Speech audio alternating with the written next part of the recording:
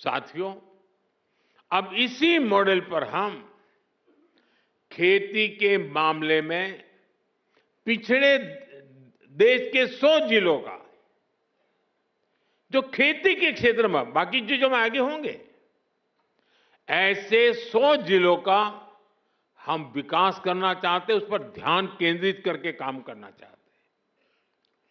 PM धन धान्य कृषि योजना की प्रेरणा वही आकांक्षी जिलों का मॉडल है।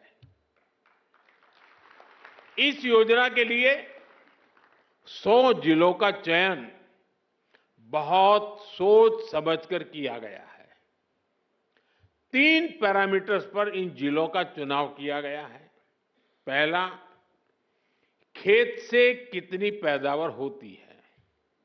दूसरा, एक खेत में कितनी बार खेती होती है। और तीसरा, किसानों को लोन या निवेश की कोई सुविधा है, और है तो कितनी मात्रा में है।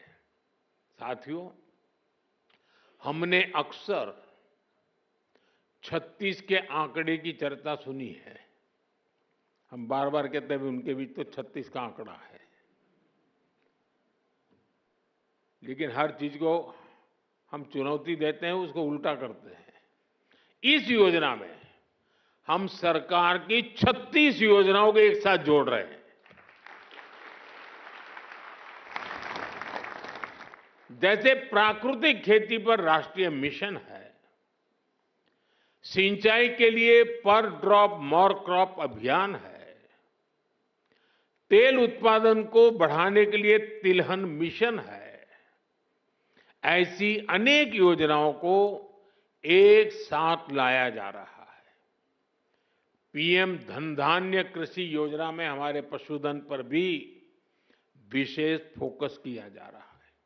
आप जानते हैं, फूट एंड माउथ डिसीज यानी खुरपका मुंहपका जैसी बीमारियों से पशुओं को बचाने के लिए 125 करोड़ से अधिक टीके मुफ्त लगाए गए हैं। इससे पशु भी स्वस्थ हुए हैं और किसानों की चिंता भी कम हुई है। पीएम धन धान्य कृषि योजना में स्थानीय स्तर पर पशुओं के स्वास्थ्य से जुड़े अभियान भी चलाए जाएंगे। साथियों, आकांक्षी जिला कार्यक्रम की तरह उसी प्रकार से पीएम धन धान्य कृषि योजना का बहुत बड़ा दायित्व किसानों के साथ ही स्थानीय सरकारी कर्मचारियों और उस जिले के डीएम या कलेक्टर पर है। पीएम धन धान्य कृषि योजना का डिजाइन ऐसा है कि हर जिले की अपनी जरूरत के हिसाब से इसकी प्लानिंग में बदलाव लाया जा सकता है। इसलिए मैं किसानों और संबंधित जिलों के मुखिया से आग्रहपूर्वक कहूंगा, अब आपको जिले के स्तर पर ऐसी कार्य योजना बनानी है जो वहां की मिट्टी और वहां की जलवायु के अनुकूल हो।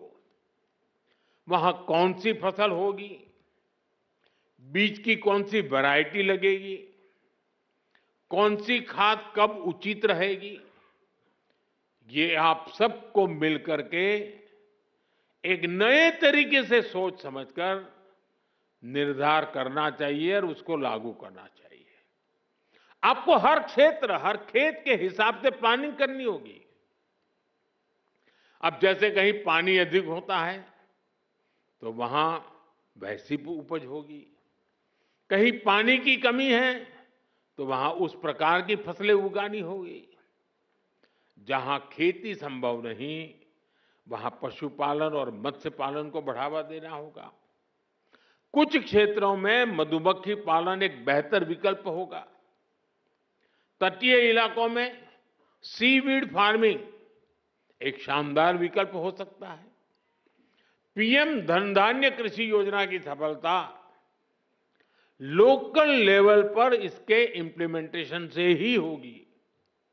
इसलिए हमारे युवा अधिकारियों पर बहुत जिम्मेदारी होगी।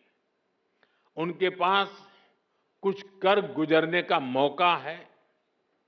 मुझे विश्वास है कि युवा साथी किसानों के साथ मिलकर देश के 100 जिलों की खेती की तस्वीर बदल देंगे।